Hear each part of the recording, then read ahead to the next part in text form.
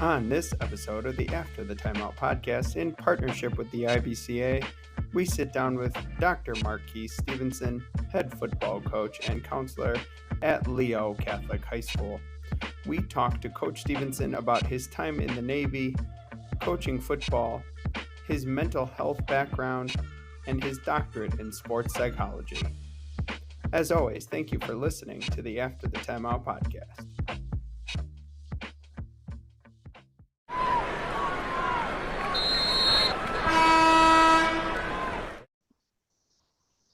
This meeting is being recorded. We start every episode with the opening tip, Coach. Again, we just wanted you to take us through your journey. You grew up in Seattle. You're in Chicago. You have an awesome path to where you are right now. You've done a lot of things, helped a lot of people. So kind of tell us what your path was to get where you are today. Yeah, so I was born in Seattle. In between Seattle and Richmond, California was where I was raised. I went to Hercules, graduated from Hercules High School in Hercules, California. I then joined the United States Navy while I was stationed in USS Nassau in Norfolk, Virginia. I then got out and ended up playing football originally at College of the Redwoods, and then transferred to Hartnell College in Salinas, California. Once I got there, I ended up meeting Coach Boyles, who was one of our defensive line coaches. Kind of got some tutelage under him, and Coach Max Maxahara. I ended up getting a scholarship to Culver Stockton College, where I was the first full tuition scholarship athlete in 2010. I played until 2013, where I ended up sustaining a wrist injury, and then my career ended up being done. I spoke with then head coach Jeff Duvendek, who was who just taken over for Cameron Keller, who was there for me to bring me in 2010. Coach Duvendek and I came to an agreement to where I would work as a student assistant / grad assistant, help out with the recruiting department. We ended up getting that class that came in that ended up going 6-5 that next year for the first time since I think it was like 2007. So that really kind of sparked the interest for me to get into coaching. Seeing Coach Duvendek, who had just came from, I think he was at Michigan, Northern Michigan at the time. He also was at, he played at Central Michigan, was a great help. And then also D. St. Aubin, who was our defensive coordinator at the time. He helped out tremendously. Ironically, the connection that I have at Culver, where I was the first full tuition scholarship athlete, I ended up playing under Coach Keller and Coach David Braun. Coach Braun is now the interim head football coach at Northwestern University. So over the summer, I got to see him again and wish him well before everything happened. And then I started off at St. Joe's. I started off coaching at St. Joe's 2016 as a co-defensive coordinator. We went on to set 10 state records. Which was, the first time in school history that they were able to make the state playoffs. They've since now closed in 2020. I was given an opportunity to work with St. Francis High School by way of Enoch Smith, where I started working with him as an intern after 2016, as an intern for his company Starts Up Front. Then I was able to go to St. Francis for 3 years. I started off as the varsity offensive line coach under Coach Bob McMillan. I then was the sophomore head coach for 2 years.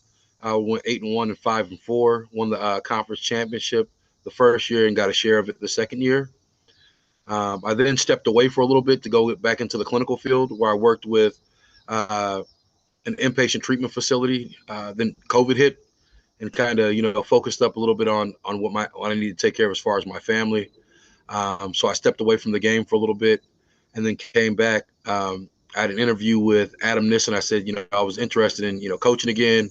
He had reached out to me and said, hey, would you be interested in taking an offensive line or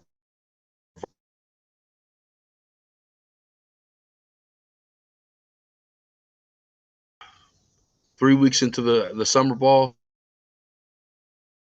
help at the frost-off level for our sophomore head coach.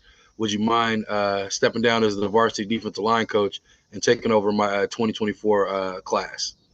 And so I did. We ended up going 8-1 that year, winning the conference championship. The next year, I got to coach those boys again as the varsity defensive line coach in 2022.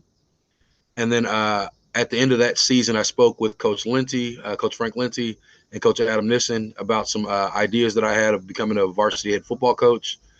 They supported, helped me grow my package, along with Coach Bob McMillan. They helped me build my package, my athletic portfolio, my head coaching portfolio, all the information that I needed to be able to interview as the head football coach. And I ended up getting the head coaching job January 9th, 2023. So that's kind of where we're at today. We started off the season 2-0. We beat Bishop McNamara 2019, and then we beat Walter Christian 49-2. And then we just had our first defeat where we lost 42-14 to Marmion Academy. That's kind of current work. That is definitely quite the journey. Todd and I wanted to real quick before we kind of get in more to, your stops in St. Lawrence, St. Francis, etc. We kind of just wanted to touch a little bit about your experience in the Navy. Obviously, thank you for your service. What are some things that you kind of took from your experience in the military that you kind of have now used in coaching? Yeah, so one of the big things that I really kind of learned, brotherhood was one of the biggest things that I've learned. Anywhere that I go, everything that you do, no matter what race, creed, whatever it may be, your background, you serve with people from all walks of life. I'll never forget one of the guys that I served with was CS2 Matthews, who was from India. And, he taught me a lot about the Indian cuisine, Hinduism, his way of life, his walk in life. And it really touched me, being that I was from Seattle and I hadn't really had a chance to meet anybody that was from India. And so the other one that I really learned was we had a CS3 Wong, who ended up becoming our captain's cook, and he was from Shanghai. And so we had a huge melting pot of guys that started off cooking in the galley with us. A lot of guys that were Filipino that taught me about Filipino cuisine. And then we had a couple of guys that were actually from New York that taught me about the different kinds of pizza that they had out there, the thin crust, the bar style pizzas, different things like that. And so it's ironic, like when we talk about culture and what we would learn in the military, it's ironic that I would have learned more about cuisine because that's one of the first things that you do. And they used to tell me our favorite movie when I was in was probably Fast and the Furious. And, Vin Diesel always said, no matter where you are, nothing is more important than the people that are currently right now here in this room. And he make that salute to the family that was there, mi familia. And so a lot of those guys are still good friends with me and family still to this day. And so I learned that. The opposite of that was I had a guy that ended up going on to become a SWCC driver, which is the Special Warfare Combat Crew for the Navy SEALs. And their ethos was constantly talking about guys that had a me-centric, guys that were me-centric. Everybody innately currently, when you're born, it's the law of self-preservation. And they talk about with the Navy SEALs and Special Forces, the ethos of guys having to be able to be we-focused rather than me-focused, where you care about the group as a whole, and you care more about letting the man down next to you instead of just worrying about your own issues. And so I think that's something that I definitely took over as a coach, is knowing about that. And Coach Linty and Coach Nissen also use that same ethos, we, not me. And it talks about the ideal of kids being able to put the needs of the team and the organization first. And I think that's one of the biggest things that I learned in the military that kind of translates over to sports today, is having that we focus, guys that are we guys that want to be able to focus in on the we is greater than me. And I think that's huge as a veteran, understand that you put the nation's needs before your own. So we want to talk to you a little bit about your lower level stops, right? And kind of you talked about building your portfolio, right? Coaching portfolio and learning and adding things you like and adding things you don't.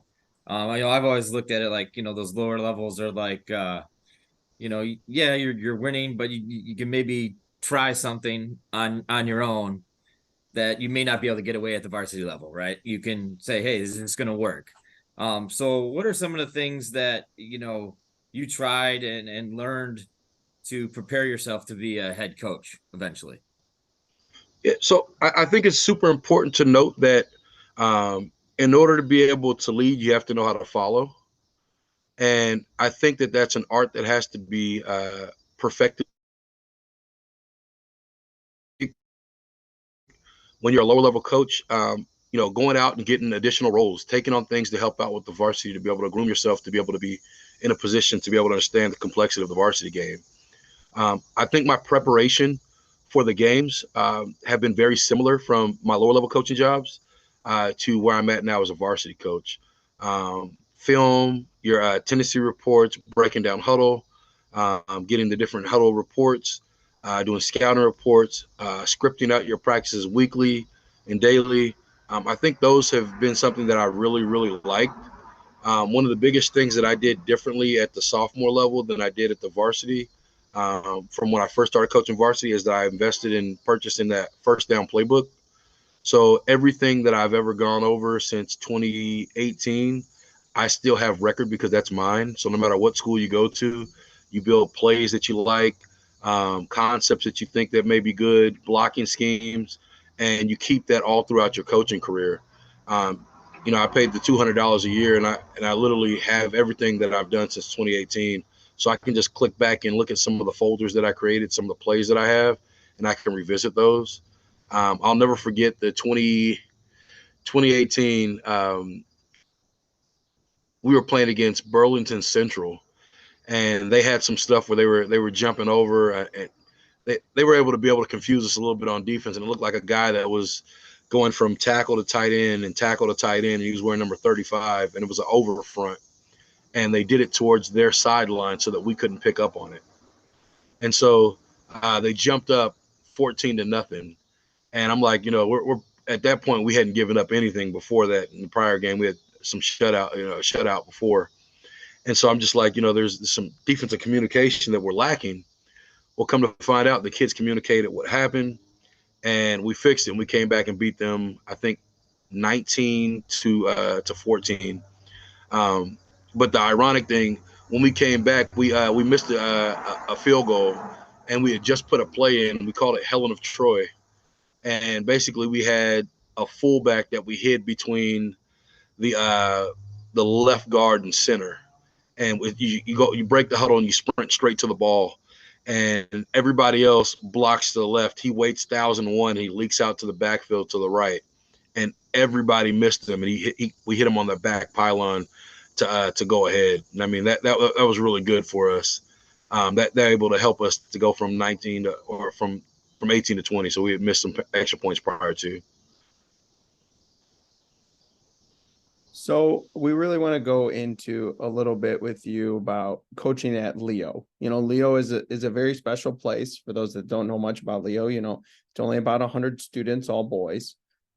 So kind of what are some challenges you face there, but also kind of what drew you to those challenges? Kind of more for our listeners, I guess the real question is why Leo? And like day to day with only 100 students.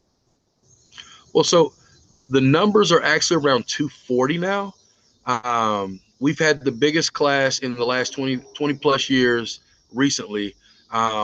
We brought in 85 total, 40 played football. So that, talking about like, a big increase. The year before we had 45 kids in that class.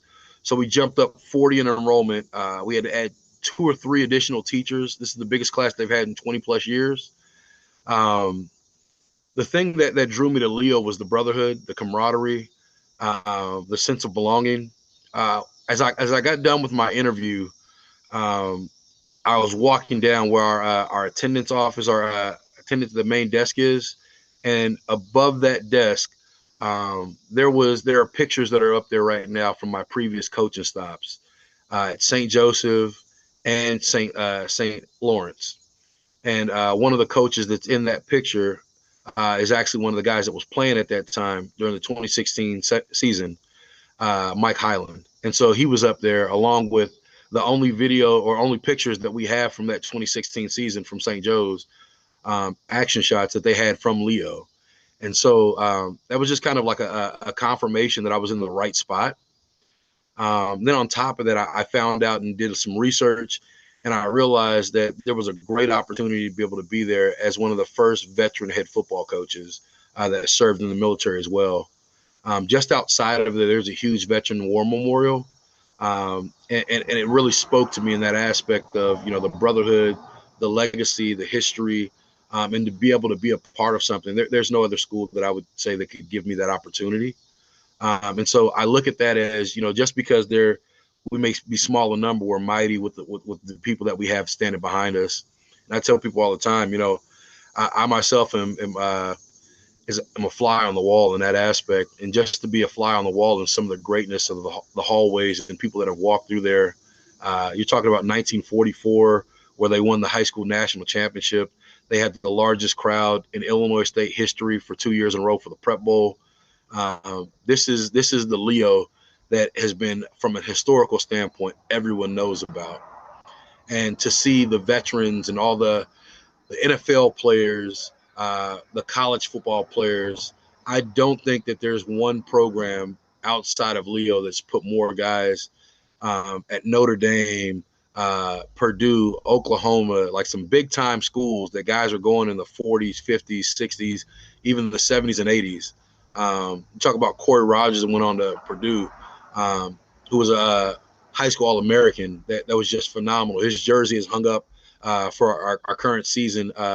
One of the older jerseys that we had from last year, that jersey's on our mannequin. He phenomenal talent, phenomenal man, and everybody that I've spoken with, they all talk about the legacy. And we're coming up on our 100th year, and what we're really trying to push for that 100th year to be able to restore the roar. I think that that's super important for us as we're 97 years in right now, trying to be able to get to that 100th year. That's awesome. There's definitely a lot of history at Leo, and some awesome people that came out of there.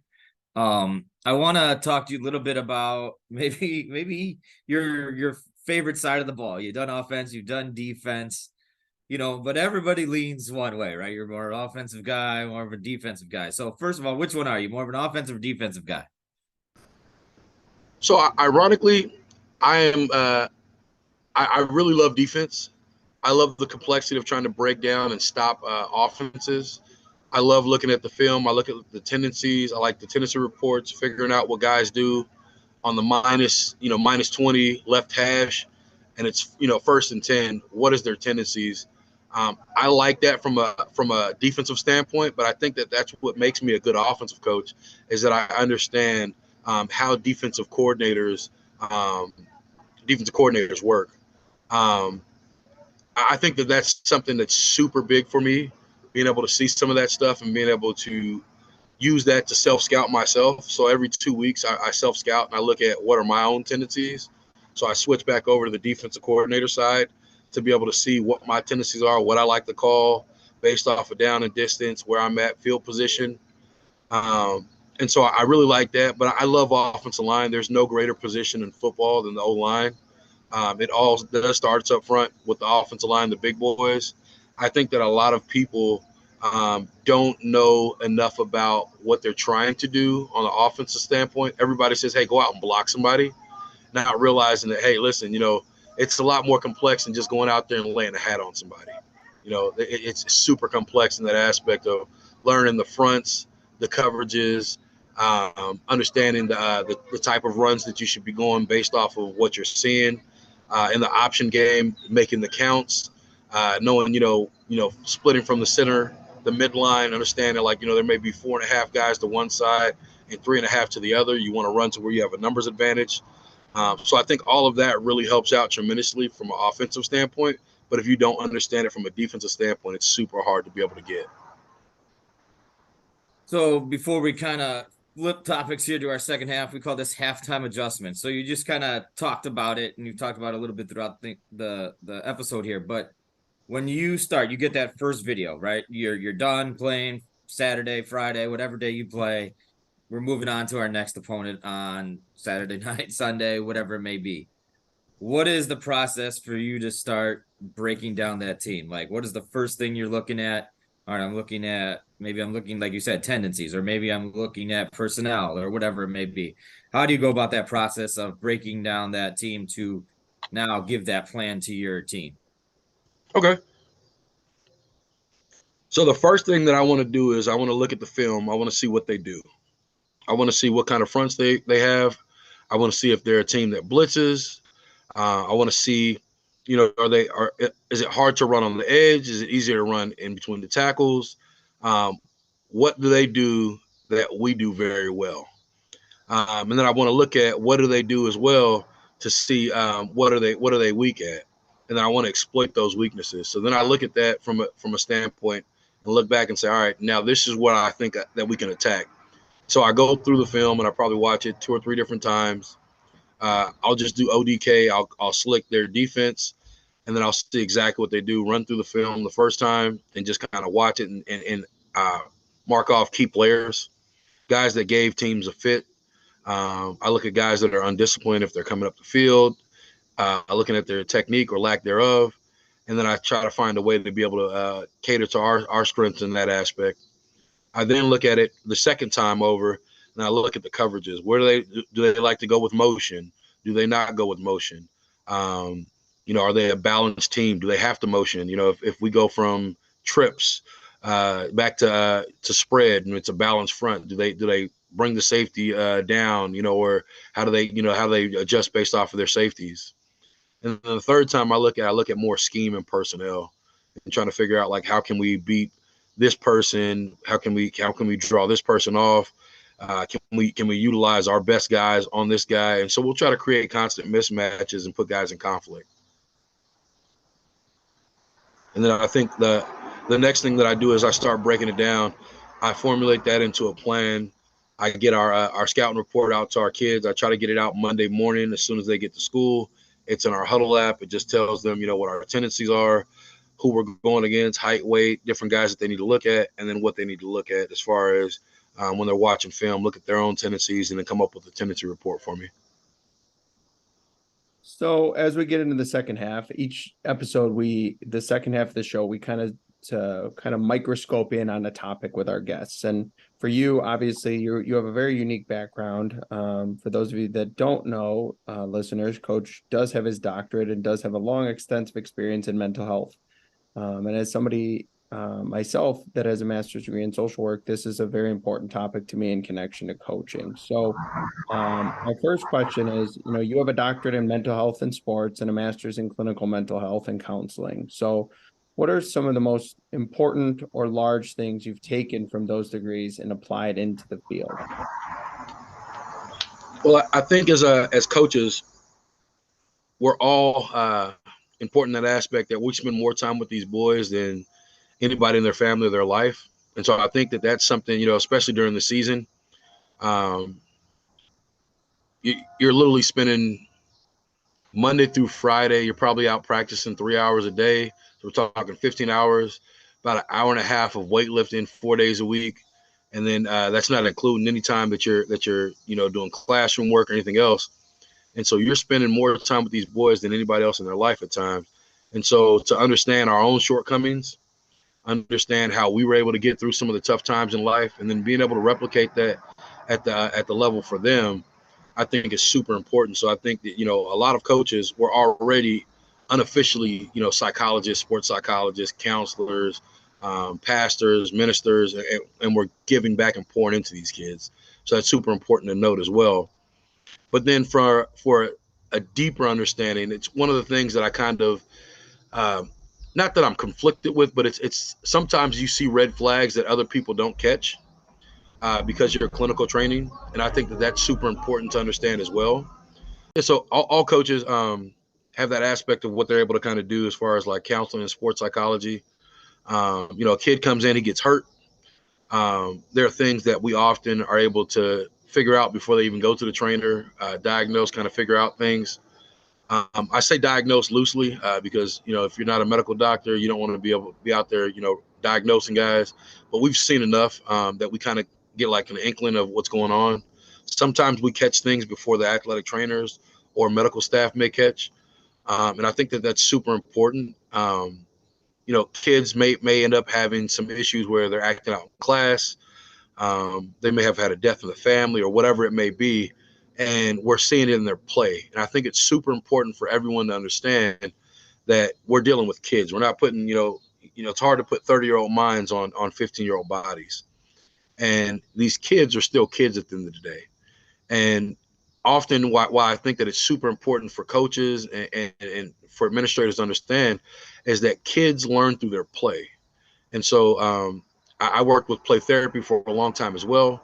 And you could see things that are happening from a microcosm and what's going on in those kids' play. And you could see exactly what's going on at home, some of the outbursts, how they treat people that they care. You could see reactive attachment. You can see the depression. You see a lot of things that most people would not see in a typical classroom because it's more structured in that aspect. And so when kids start breaking out from the norm of what you have in the coaching standpoint, I think that that's super important to note that those coaches are seeing things and have some value that they bring to the administration. Like, hey, listen, so-and-so is really starting to act out. He's doing this, he's doing that. He's late to practice all the time. He has no energy. I feel like he's not eating. And there's ways to be able to catch some of the flags. And I think that can't be undersold, the value of what the coaches are seeing on a day-to-day basis with these kids. So wanted to talk about, helping players reaching their potential, right? Their max ability and how they learn. As we all know, on every group, there's probably all three of us might learn in a different way. We all learn some way different, right?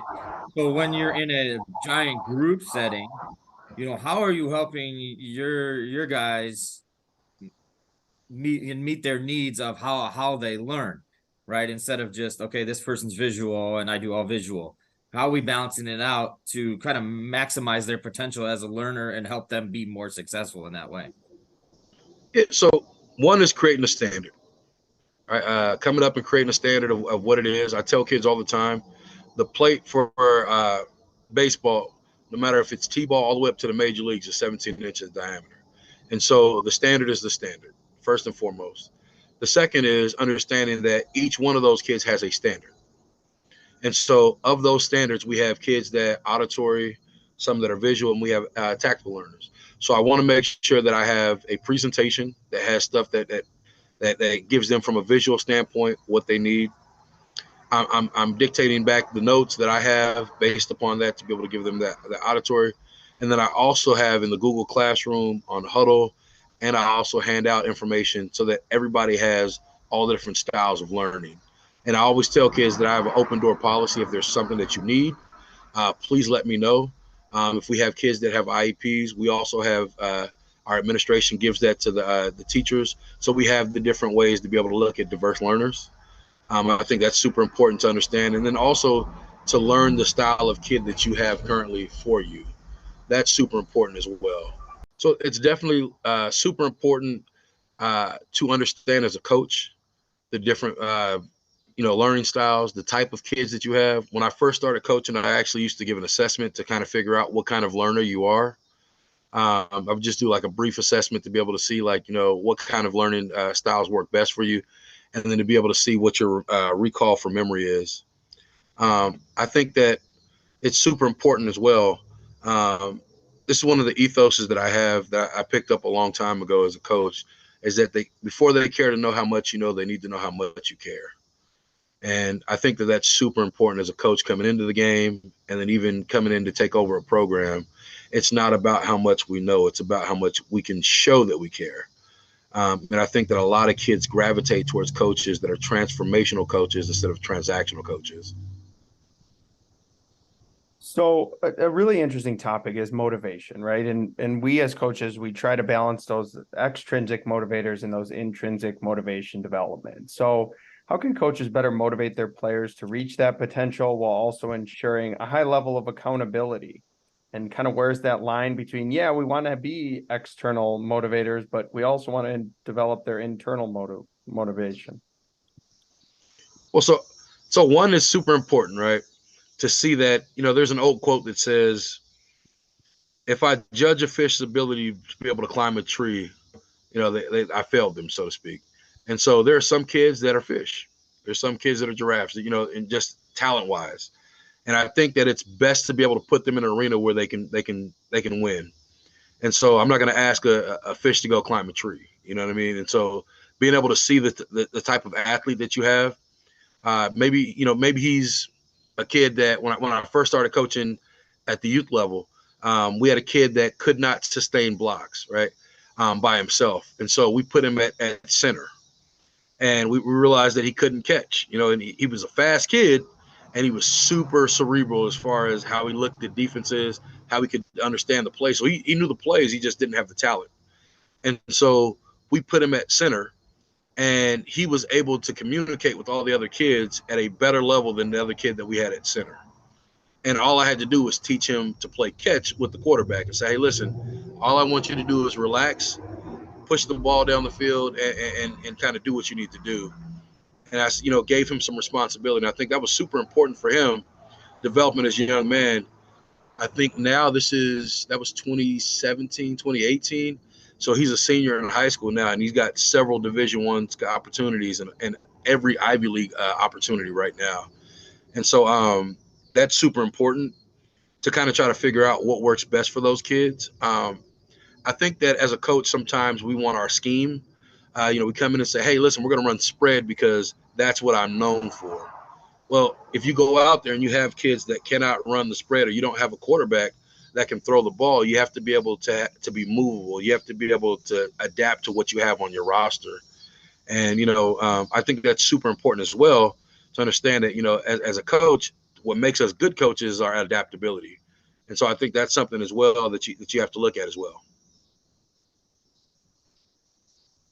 So I wanted to talk to you a little bit about, like we talked about the mental aspect, but how much is too much for our players, right? There's just a lot going on these days between social media, school, friends, peers, basketball, family, and it's just so much different than even 15 years ago, right? So how do we as coaches know when we kind of mentally exhausted someone, or looking at them saying this person's needs a break, and what can we do to help them recharge? Well, so I do something that it's a little unorthodox. Back in the day, they used to ask people, like, you'd say, hey, listen, I did something great today. And back in the day, they used to give you a star, or when you moved up from middle school to high school, and they'd say, hey, listen, hey, John, you want a cookie? So basically kind of like poking fun at it. And so I'm trying to bring some of those kids into some of the old way of thinking that we had in the past. And so I asked them, like, hey, you want a cookie? And the kids are like, what does that mean, coach? And then I realized, like, they don't even know what that means, so to speak, in that aspect. And so after every victory, I get cookies for the boys. And I tell them that you can only enjoy the victory for as long as that cookie lasts. And once that cookie is gone, it's time to get back to work. And so we literally, we get that. We'll eat the cookie, and I'll tell them, I've got a little script about, the savoring of the cookie, at the last crumble, understanding that, that cookie is no more, and it's time to work towards the next cookie. And so I changed the dynamic of what we're doing, so to speak. And they're charged up. They're not even thinking about the last game. I have them go over a couple of plays of the last game, some highlights and some lowlights. And then after that, we go on and we start preparing for the next game. And I tell them, listen, you're only as good as what you put on film in our last game. And so now it's time to move on. And, I don't care what you did last week. I don't care what you did last year. Like at the end of the day, no one cares work harder. And so one of those kids, they looked at it and they said, man, you make me want a cookie now, coach. It's just a way to be able to kind of like give them a way to be able to give content and context to that saying now. So now the boys, hey, coach, I'm really having a hard time in this class, or I'm having this. I'm like, hey, listen, we're at practice right now. Let's focus on being where our feet are. Then a kid may say it again. I'll say, hey, you want a cookie? And I'll say, I see what you did there, coach. I see what you did there. And I'll say, hey, listen, outside of this, we can go ahead and we can discuss this right now. But let's get through where we're at today. Let's be where our feet are, and then let's go and win the day. And then when we're done, let's sit down in the office after practice, after class, during your lunch period. Let's come up with a plan to be able to help you feel, get better in the areas that you feel like you're lacking. Well, yes, I would like a cookie. My man, I got some coming for you. All right. So as we move into our last two segments, the first one we call 30-second timeout. It's your chance to kind of talk about whatever you want, yourself, your family, your program, something you want our listeners to know. Turn the tables on Todd and I and ask us a question. It's kind of your platform to have the floor, Coach. Okay. You said about 30 seconds? It's a rough 30 seconds. There's no referee telling you to get out the huddle. Okay. So for me, I think the biggest part of who I am as a person is to understand that coaching is not just a passion, it's a ministry. And a lot of what we do as coaches translates over into success. And I firmly believe that if you take care of people, the result will take care of itself. I myself am heavily flawed, stitched together with, good intentions. And I hope that what I do for these boys transcends the game. I hope that the things that we do and the lessons that we bring transcend just the game of football. We're teaching life. And I think that that's something that's super important to note as well, is that we want champions off the field, not just on the field. And that I want to grow young men in discipleship that are going to go on to become good fathers, good husbands, good sons, good students, and ultimately good citizens. And I feel like if I do that, I feel like that my life has meaning, it has value, and it has purpose. And, I tell the boys all the time, you guys have to understand when I'm out here and I'm doing this with you guys and for you guys, I'm also taking away from my 18-month-old daughter. And then my other daughter that's 11, and then I have another one that's 17. And so I tell them, listen, I'm taking a large portion of my life and my time investing in you. And I need you guys to understand that I'm expecting a return on our investment in the aspect of you're going to be a good husband, you're going to be a good father, good son, a good student, you're going to go to college. Because if you just spend your time, you never get a return on your investment. But if you invest it, you always get a return on your investment. And I feel like when we're coaching, we're investing in these kids' lives, we're investing in their futures. And I believe that that's super important to know as well. All right, so our last segment's quick hitters. Just rapid fire random questions. Might not have anything to do with anything, to be honest, but just kind of having some fun to end the episode. First question for you is your favorite mental health book. Say that one more time. Favorite mental health book. Counseling Theories. It taught me. Dr. Carl Shapiris was our chair when I was getting my master's. He taught me so much. I've grown tremendously from him. The Counseling Theories course, where we ended up going through and creating our own style of counseling.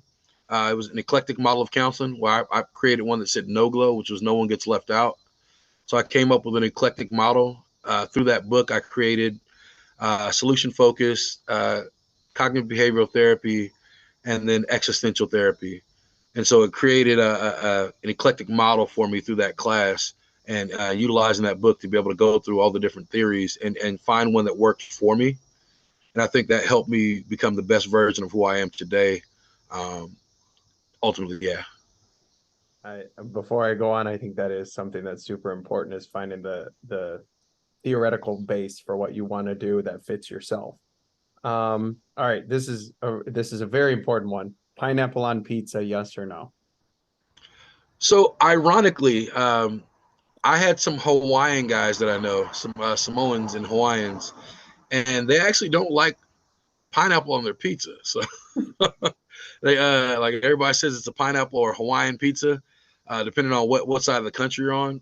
I actually don't mind it. I just don't like the Canadian bacon, and so I don't know if in the last 10 years I've had a Hawaiian style pizza or the pineapple on the pizza. Um, but I definitely like the savoriness of it. But it has to come with like a crisp crust. Fair. All right. Interesting talent you have outside of your job. Like maybe you got a secret talent. You're really good at something. So everybody in Chicago outside of the football community knows me as a dog trainer. Okay. I've trained police canines. I've got 2 bite dogs or current apprehension dogs. I have I've got frozen semen collected from some of the best dogs in the world. Barry 2, who's the world champion in 2014. I have his son, his grandson, Tommy. I had his great grandson, Tommy 2. I had him here currently. I had to put him down once I started coaching. He just became too aggressive. But I have that's one of my hidden talents, is being able to do basic, intermediate, and advanced obedience on top of apprehension and nose detection for drug dogs. So it's a Saturday night. Are you going out or staying in? So it's ironic.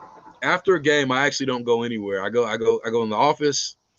I upload the film. I'm there probably until 11:30, maybe 1 o'clock, getting the uniforms and everything together. Take those uniforms home. My wife takes care of them and washes them. I'm probably up at 7, 8 o'clock that morning on Saturday. Then once I get done with that, I'm up, get the dogs out, get everybody going, change out the kennels. 12 o'clock, I'm doing breakdowns and looking at the film breakdown. Then I'm off to youth football games throughout the day. So I really, I'm 7 days a week coaching football and recruiting and growing the lifeblood of the organization. Are you a morning or night person? So it's debatable. People always tell me coffee's for closers. I firmly believe that I wake up every day and I have a passion for these kids and what I'm doing. So I don't need my alarm clock. I purposely set my alarm clock for 5:15. I usually wake up at 5:05, depending on the day. That drives me and wakes me up. And then coming home, I could be gone. I'll leave 6:45 in the morning. On a regular day, I'll be back by 8:30, take the dogs out. And then I see my daughter, and my daughter runs up to me and she's super excited. And so she kind of recharges me and gets me going. And then I'm up till probably 10, 11 o'clock and then back at it at 5 a.m. So I can't really say if I'm a morning. I think I'm a people person. I could put it that way. I'm a people person. And so as long as I have people, it sustains me to be able to be great. We're gonna call you a life guy, not a day or a night guy. How about that? Okay. Okay. So in your doctorate program, what was like your favorite class you took or enjoyed the most? So we had a class that was an integrated model where Dr. Conrad Woosley was our department chair. It was a great class. They basically had the teachings of Dr. Rick McGuire, who had a book that was called From the Whistle to the Snap. And so it's a phenomenal book. It's probably my most informative piece that I have as a coach. It talks about everybody and everything that you're doing from that whistle to the next snap. That's the most important part of the game. Slowing down the engine, slowing down the breathing, getting ready to be able to give yourself more of the diaphragmatic breathing, sitting back and slowing down the engine and idling your breathing, so to speak, before the next snap. Depending on what level you're at from 25 to 40 seconds before that next snap. The average play is, 3 to 5 seconds. And so you have that extra time outside of that to be able to regain your composure. Even if there's an injury, to be able to slow the trauma to that injury spot. There's a lot that people don't see. And I think that book highlighted so much from a psychological standpoint that changed the way that I looked at it. I looked at something as I looked at it and really was able to delve into it. That's one of the biggest parts of where I think I outcoach coaches. As soon as that whistle, even in practice, are you hands on your hip, get in the positive posture, hands on your hip, standing up, standing erect. That is a dominating pose. So even when you have a snap where you just dominated a guy, or if a guy beat you and you're standing back up, standing erect, hands on your hips, standing tall, looking, in that power stance, I think that intimidates guys after a while. Like, man, I just kicked this guy's behind, and it looks like I didn't even phase him. He got right back up, he dusted himself off, and he's standing tall, waiting for the next play. And I think that from a psychological standpoint helps guys. And then right before the snap happens, we have guys to start idling their engine again and increasing their belly breathing through diaphragmatic breathing. So it starts to increase their breathing. That in itself is something that really helps guys through the game. I think that's something that's super important. That book is one of the biggest things that I've learned that applied directly to coaching. Dr. Rick McGuire is a phenomenal sports psychologist and coach, world renowned. I would recommend that book to any and everybody that wants to get into that. And then the other one would be Relentless. That was by Tim Grover. I think that's a phenomenal book to talk about the differences that everybody has within them. There's a unique ability that each of us have. And I think that it's important for us to harness that and try to figure out what's right with us instead of what's wrong with us. And I think that some of those books, you can get it on audiobook, I believe, as well with Tim. But that's what I listen to on my way to work every day. And so that gets me going. And so that's something that helps me prepare for the day and for anything that I'm going to go through. And I think that that's something that I look at. So we talked about learning styles. What was your learning style? What was the best way you studied? We switched for my master's and doctorate. I did those online. I think that model was better for me. There were more videos, like how everybody kind of is going through when they went through COVID. From 2016 to 2018, 2019. From 2014 to 2019, going through my schooling, having visual presentations, the videos, doing research online, a lot of stuff that everybody wasn't really looking at, before COVID, switching to e-learning. I was doing e-learning from 2014 all the way through 2018, 2019. And I think that style in that classroom made it more attainable for me, especially working full time and being able to get my master's and my doctorate. And so I think that that style of learning with a more of an integrative approach, doing more of the e-learning, I think that works great for me. Sitting in a classroom, one of the things I always remember at community college, and I tell kids all the time, I'm like, listen, you got to get through high school, learn as much as you can. Things will change when you get to college. I said the funny thing about college is you're going to hear all people from all walks of life that somebody had something going on. Their dog ate their homework, ranging, to their child got the maiden's elbow where they pop the elbow out a little bit. Like there's going to be different things that people have. And those professors have to stop their lesson, so to speak, to be able to get that person, back to where they need to be. And I said, with e-learning and the integrative learning model, where you have some in the classroom and then some on the online, I think that works better because you don't have as many distractions in the classroom. And so I was able to focus more in on what I needed from the class instead of losing some of the information because I was in the actual classroom. So, Coach, we wanted to thank you again for being on today.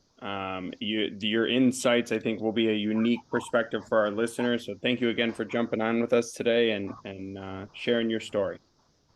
I greatly appreciate you guys. I don't think that people give you guys enough credit for what you guys do. I think your social media pages should blow up. These are things that a lot of people need to hear. And I applaud you guys for going in and taking an idea and manifesting it and making it a reality. Stephen Covey talks about all the time, begin with an end in mind. I think that you guys have a great product. I think you guys have a great audience, and I think that what you guys are doing matters. So thank you guys as well.